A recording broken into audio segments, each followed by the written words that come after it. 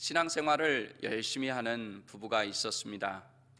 1992년 봄 임신 5개월이던 아내 조영애 집사님은 믿기 어려운 이야기를 의사로부터 듣게 됩니다. 아기의 뇌가 밖으로 흘러나왔습니다. 아기를 낳아도 살 수 없습니다. 이 상황에서 출산한 산모는 한 명도 없습니다. 아기는 이미 가망이 없고 산모의 생명까지도 위험하니까 유산을 하시죠. 의사의 권유로 수술 준비를 마치고 병실에 누워 있었는데 엄마는 뱃속에서 온몸을 흔드는 것 같은 진동을 느꼈습니다. 그 순간 엄마는 아기의 태동을 느끼자 본능적으로 이 생명을 포기해서는 안 되겠다는 생각이 들었습니다. 어차피 죽을 아이라면 10달을 채워서 세상의 빛을 꼭 선물해 주고 싶었습니다. 그러자 병원에서는 난리가 났습니다. 산부인과 의사들이 전체 회의를 열고 다시 낙태를 권유했지만 엄마의 결심은 흔들림이 없었습니다. 입원과 퇴원을 반복하면서 10개월을 채운 뒤에 제왕절개 수술 끝에 아기는 세상의 빛을 보게 되었습니다. 하지만 머리만한 뇌가 뇌막에 쌓인 채 밖으로 흘러나와 있었습니다. 호흡이 붙어 있는 것만으로도 기적이었습니다. 과연 이 아기는 어떻게 되었을까요? 엄마의 소원대로 살게 되었을까요? 오늘 본문에도 자녀의 치유를 위해 예수님 앞에 나와 엎드려 간청하고 있는 또 한 명의 엄마의 이야기가 나옵니다. 저는 오늘 본문 말씀에 의지해서 현재의 믿음으로 복된 미래를 확보하라는 제목으로 복된 미래를 위해 지금 우리가 어떤 믿음으로 살아야 하는지 우리에게 주시는 두 가지 은혜를 나누고자 합니다. 첫째로 우선순위를 잘 지키는 믿음으로 복된 미래를 확보할 수 있습니다. 어떤 걸 잘 지키라고요? 우선순위를 잘 지켜라. 예수님께서는 게네사렛 지방을 지나서 두로 지방으로 가십니다. 지도를 보시면 두로는 갈릴리 북서쪽 해변에 위치한 4,000년 역사와 전통을 자랑하는 도시였습니다. 구약 성경을 보면 다윗과 솔로몬이 두로 왕 히람과 아주 가까운 친분을 가졌다고 나옵니다. 이 두로 지방에 가신 예수님께서는 어느 한 집에 들어가셔서 아무도 모르게 지내기를 원하셨습니다. 하지만 사람들은 예수님을 알아봤고 또 예수님이 오셨다는 소문은 그 지역에 이미 퍼졌습니다. 그래서 예수님이 계신 것을 숨길 수 없게 되었습니다.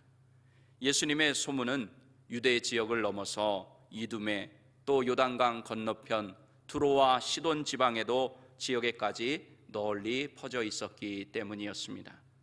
이 예수님께서 두로 지방으로 가시자 한 여인이 예수님의 소문을 듣고 즉시 찾아왔다고 성경은 말합니다. 오늘 본문 25절에서 26절 다시 한번 읽어보겠습니다.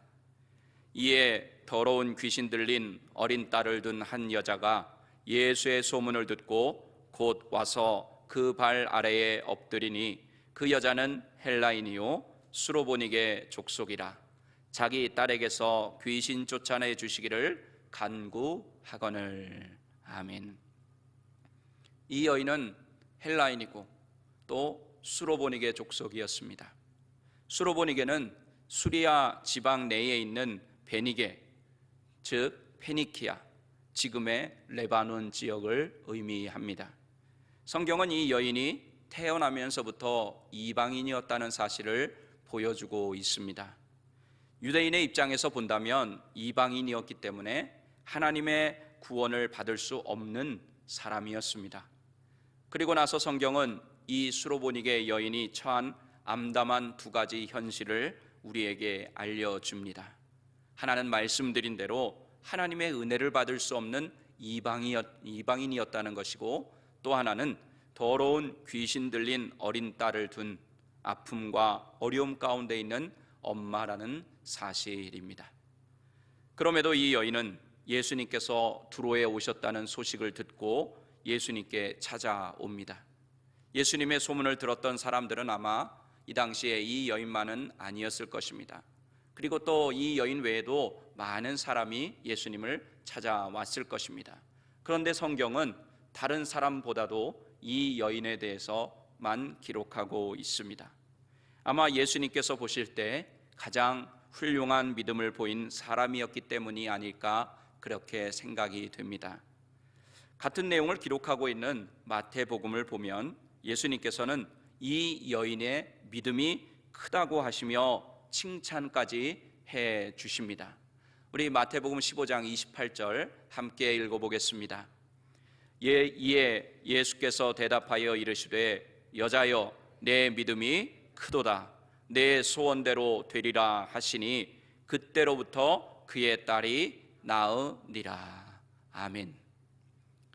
이 이방 여인은 오늘 본문에 보면 즉시 찾아왔다고 했습니다. 예수님이 그 지방에 오신 것을 듣고 즉시 찾아왔다. 그 전부터 이미 두로 지방에 퍼진 예수님에 대한 소문을 들어서 알고 있었을 것입니다. 그러던 차에 예수님께서 두로 지방에 오셨다는 소문을 들은 것입니다.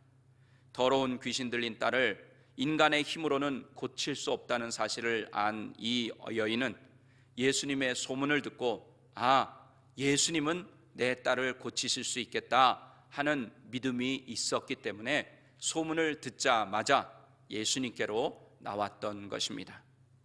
뿐만 아니라 그녀는 예수님의 발 앞에 엎드려 간구했습니다. 지금도 마찬가지지만 누군가의 발 앞에 엎드려 구한다고 하는 것은 쉽지 않습니다. 자신의 모든 자존심을 포기하는 행위이기 때문입니다. 이전에 살펴봤던 회당장 야이로의 행동도 같은 것을 우리는 기억합니다. 우리 마가복음 5장 22절에서 23절 함께 읽어보겠습니다. 회당장 중에 하나인 야이로라 하는 이가 와서 예수를 보고 발 아래 엎드려 간곡히 구하여 이르되 내 어린 딸이 죽게 되었사오니 오셔서 그 위에 손을 얹으사 그로 구원을 받아 살게 하소서 하거늘. 아멘. 그 당시 회당장이라고 하는 그래도 꽤 높은 위치에 있던 사람이었음에도 죽어가는 12살 난 자신의 딸을 살리기 위해 예수의 발 앞에 엎드려 간곡하게 구했습니다. 비록 오늘 본문에 나오는 수로보니게 여인과는 다른 그런 사람이었지만 민족도 다르고 성별도 다르고 사회적 신분도 달랐지만 심각한 병에 걸린 딸을 둔 부모라는 점이 같았습니다. 이 여인이 예수님의 발 아래 엎드려 간구했다고 했을 때 여기에 쓰인 간구하다라는 말의 시제는 현재 진행형으로 쓰였습니다. 현재 진행형. 이 뜻은 무엇입니까? 계속해서 반복했다는 것입니다. 예수님 앞에 나와 엎드려 한 번만 구한 것이 아니라 계속해서 구했다는 뜻입니다. 마태복음에는 예수님 앞에 나와 엎드리기 이전부터 이 여인은 소리를 지른 것으로 나와 있습니다. 마태복음 15장 22절을 같이 읽어보겠습니다. 가나안 여자 하나가 그 지경에서 나와서 소리질러 이르되 주 다윗의 자손이여 나를 불쌍히 여기소서 내 딸이 흉악하게 귀신 들렸나이다 하되. 아멘. 지금 예수님의 발 앞에 엎드린 이 여인은 직접 행동으로 예수님만이 내 딸을 고쳐주실 수 있습니다 하는 믿음을 보여주고 있는 것입니다. 이 수로보니게 여인은 유대인들의 입장은 상관하지 않았습니다. 예수님께서 자기의 딸에게서 귀신을 쫓아내 주기만을 바라고 믿음을 가지고 구하고 있습니다. 예수님의 발 앞에 엎드린 것이나 소리를 지르며 나온 것이나 이 모두 예수님을 향한 이 여인의 믿음의 행위였습니다.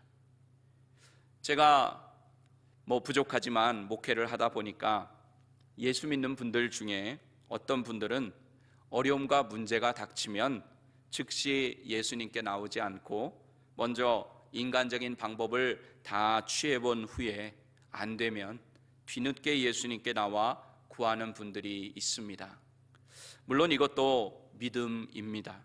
하지만 우리가 정말 모든 것을 하실 수 있는 예수님이라고 믿는다면, 또 모든 것을 하실 수 있는 하나님이라고 믿는다면, 문제와 어려움이 있을 때 곧바로 주님께 나오는 우선순위를 지키는 믿음이 있어야 합니다.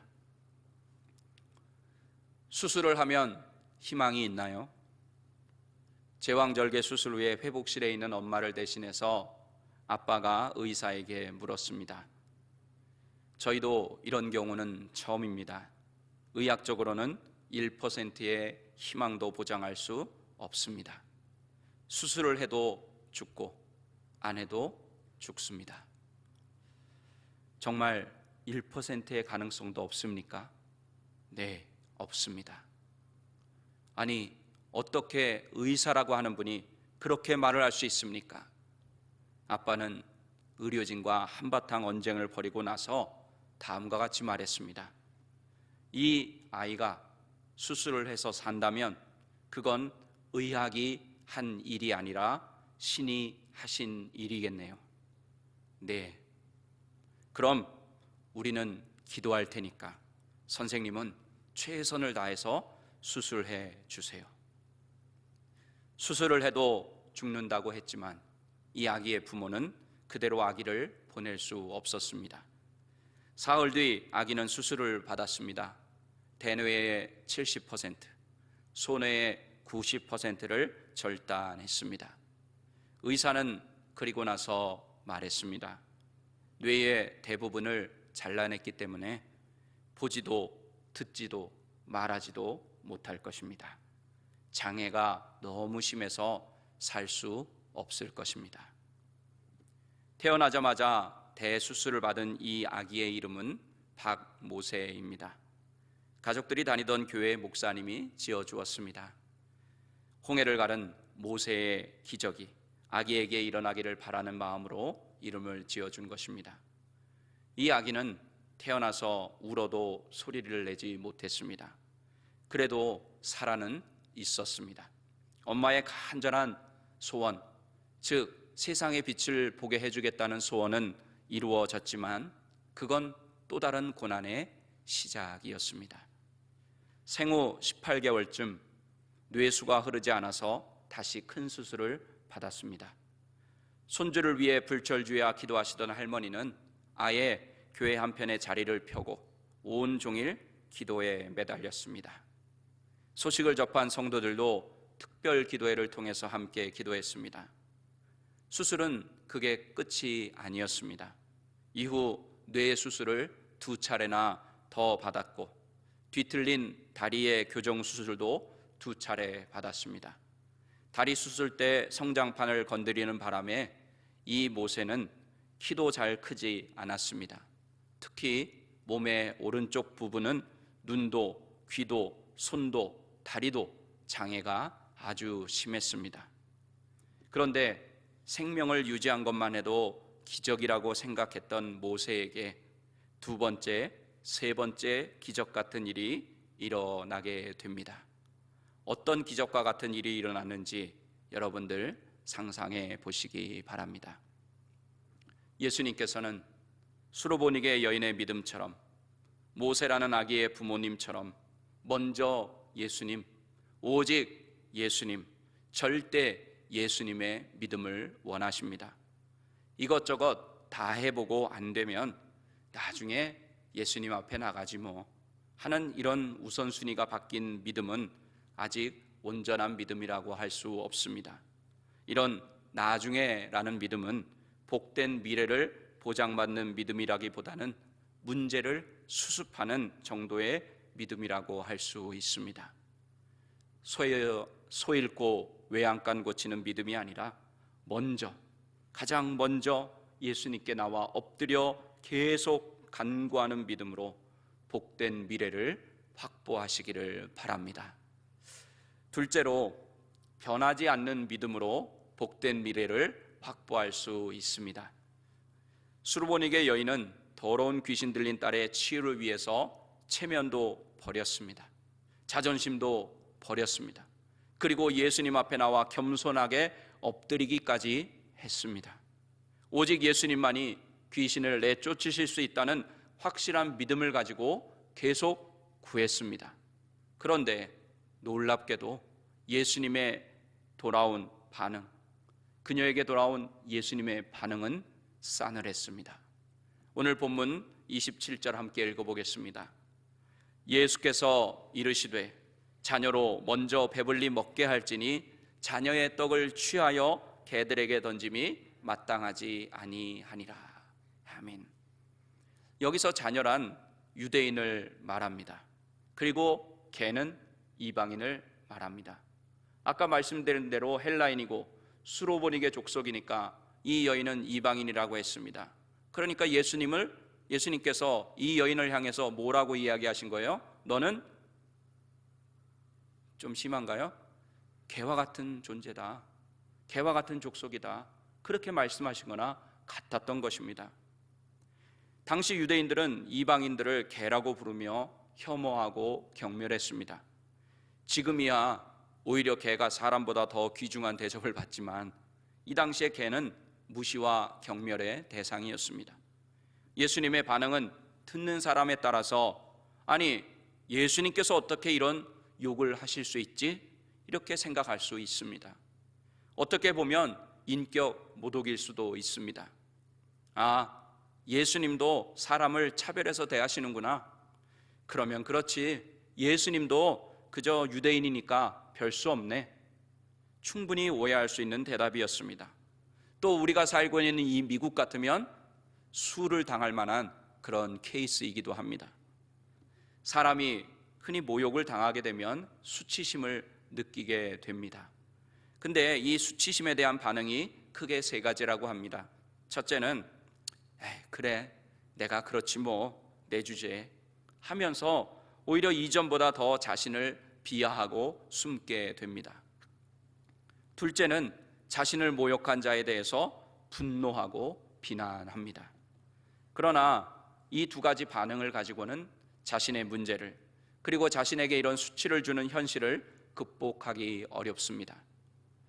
이 여인은 반응이 달랐습니다. 이 여인은 침착함을 잃지 않고 예수님을 주여라고 부르면서 예수님의 말씀을 인정합니다. 주님, 옳습니다. 주님의 말이 옳습니다.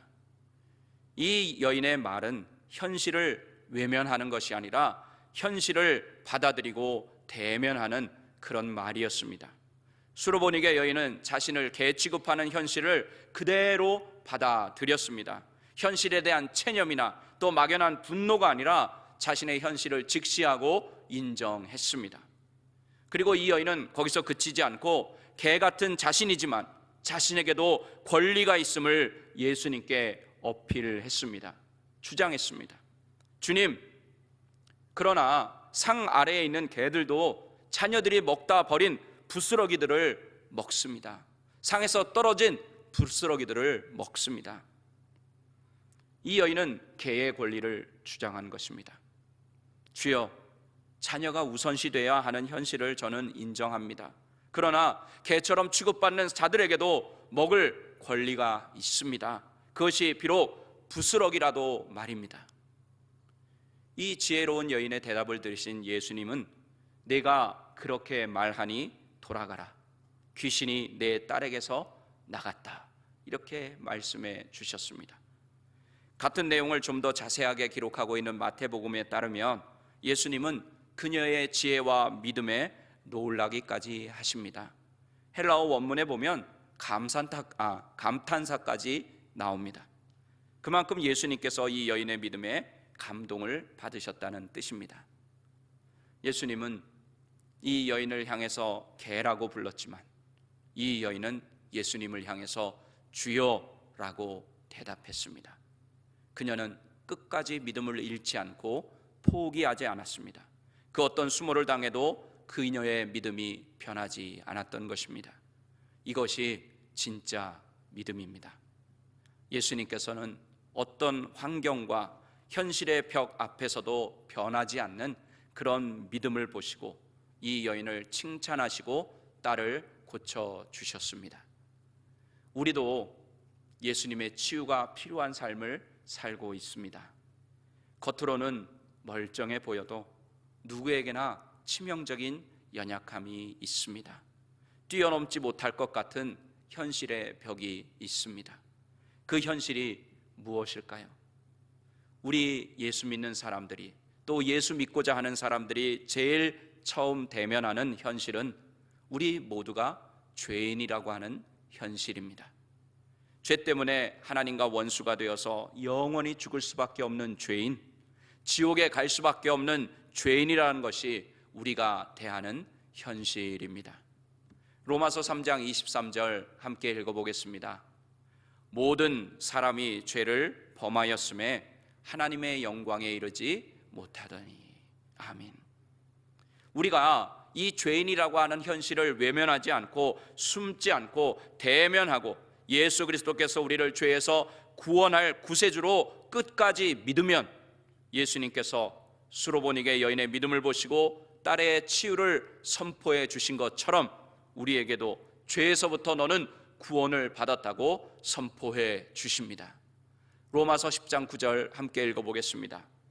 내가 만일 내 입으로 예수를 주로 시인하며 또 하나님께서 그를 죽은 자 가운데서 살리신 것을 내 마음에 믿으면 구원을 받으리라.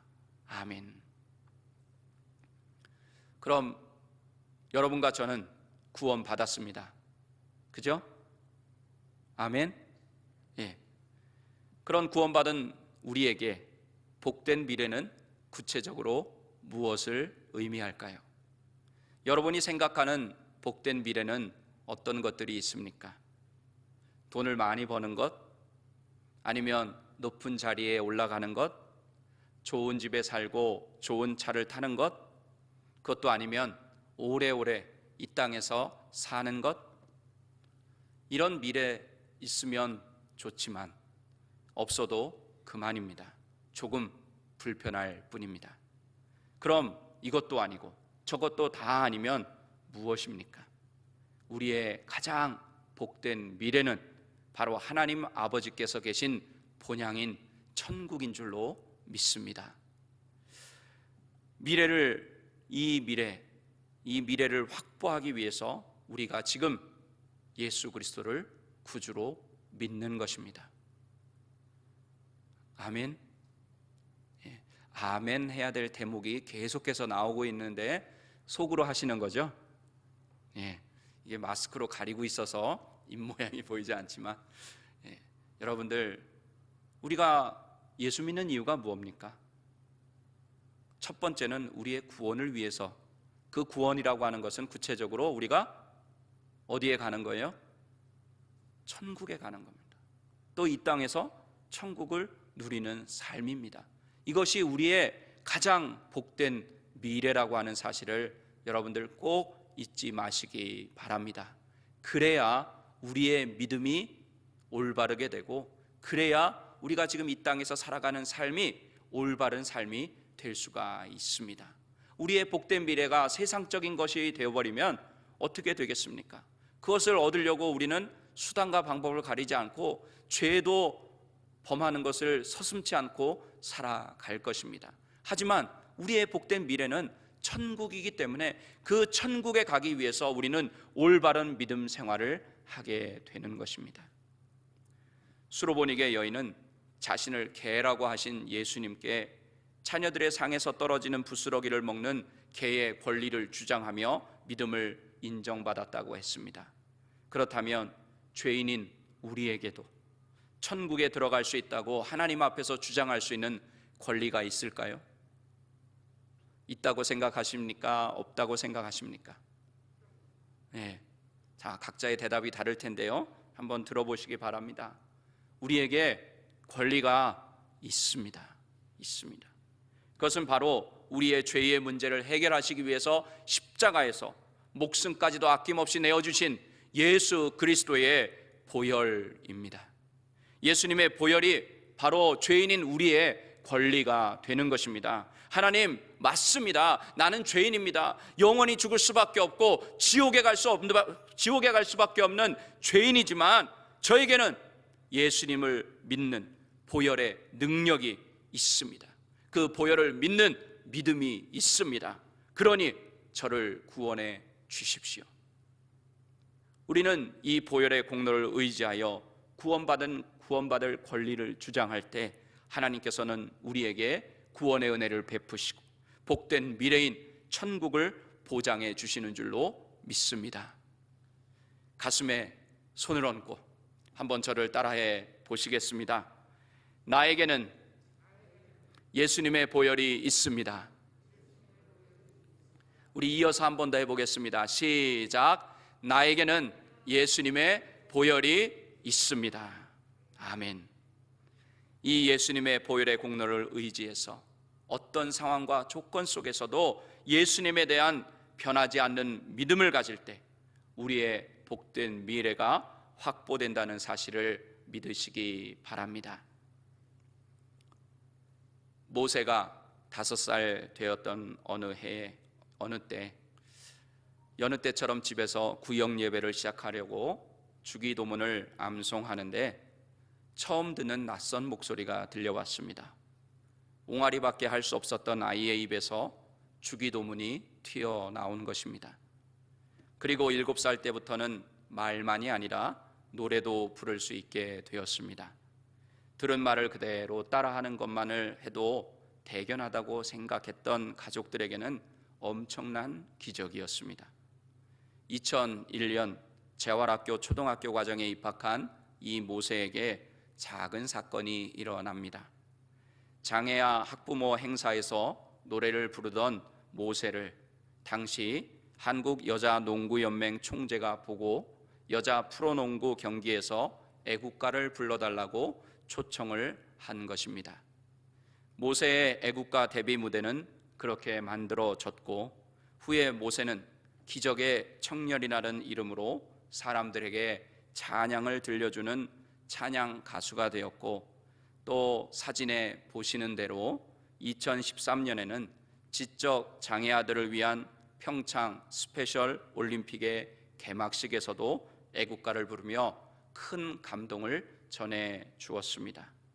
그리고 그 이후에 방송사들의 다양한 TV 프로그램에 출연하여 시청자들에게 감동을 전하고 있고 또 어려운 이웃들을 돕는 일에 앞장서고 있습니다.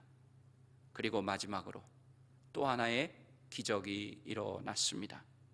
어렸을 때 수술로 약 10% 정도밖에 남아있지 않던 뇌가 지금은 약 60% 정도까지 자란 것입니다. 이 기적의 청년은 이렇게 말합니다. 기적은 어디에나 누구에게나 찾아옵니다. 포기하지 마세요. 여러분, 어떤 어려움이나 고난의 환경이 다가와도 끝까지 포기하지 않는 믿음, 변하지 않는 믿음을 통해서 수로보닉의 여인처럼 박모세 아이의 지금은 청년이지만 그 아이의 부모님처럼 복된 미래를 확보하시기를 간절히 바랍니다. 말씀을 정리하겠습니다. 사랑하는 주일예배 성도 여러분, 정말 중요한 진리와 같은 사실을 하나 말씀드리겠습니다. 우리에게 나중은 없습니다. 나중에 후회해도 소용이 없다는 말입니다. 우리는 한 치 앞도 보지 못하고 잠시 후에 어떤 일이 일어날지도 알지 못하는 사람들입니다. 그러므로 나중에라고 미루지 마시기 바랍니다. 어리석은 부자에게 오늘 밤 내 영혼을 거두어가면 내 것이 누구의 것이 되겠느냐고 하신 말씀을 기억하시기 바랍니다. 또 여러분, 중요한 질문을 하나 드리겠습니다. 만약 지금 하나님께서 여러분을 부르시면, 우리를 부르시면 천국에 들어갈 자신이 있으십니까? 바로 지금 예수님을 구세주로 믿고 영접하는 우선순위를 잘 지키는 믿음과 어떤 상황과 조건 속에서도 변하지 않는 믿음으로 복된 미래인 천국을 확보하시는 여러분 모두가 되시기를 예수님의 이름으로 간절히 축원합니다. 우리 이 시간 이 주신 말씀 붙잡고 함께 기도하겠습니다.